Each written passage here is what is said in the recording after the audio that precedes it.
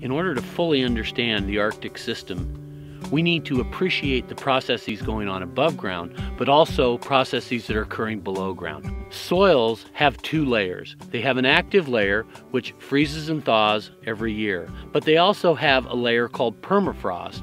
Permafrost is that layer in the soil about a half a meter down that's permanently frozen. However, because of climate warming, this layer of permafrost is beginning to thaw, and so there are changes in the soils that we need to appreciate, quantify, and understand. In order to fully understand these soil processes, we're going to visit with Sean Schaefer from the University of California at Santa Barbara, who's one of the soil microbiologists.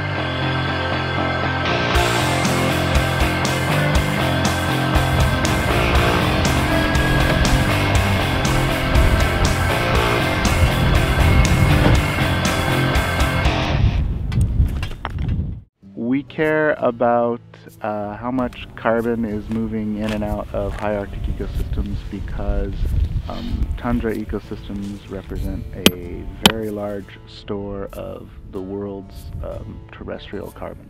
It's in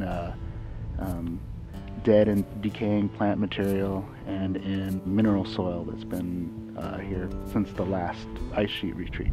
I want to understand how the microbial component of these ecosystems functions.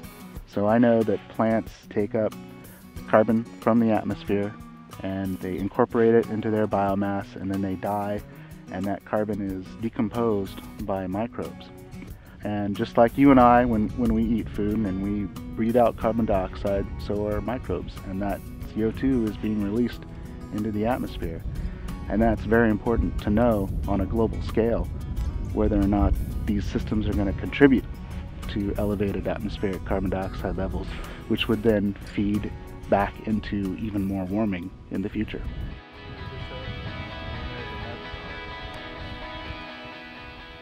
We were collecting soils at different depths, from the very surface layer, which had the freshest, sometimes live vegetation, down to what we call the organic layer in the soil, which is where we have the highest rates generally of microbial activity, and then down into what we call mineral soil layers, which have much less organic matter. And so we were trying to get as deep down into that mineral soil layer as we could, trying to get to the bottom of the active layer. And the active layer is basically the entire volume of soil that thaws during the summer. Anything below that is permafrost and is permanently frozen. We'll be able to get a good sense of how much carbon is stored in the entire soil profile. Give us a more complete picture of what is in these Arctic ecosystems. Changing climate will change whether carbon is being stored in these systems, in the soils and plants, or whether carbon is being released into the atmosphere.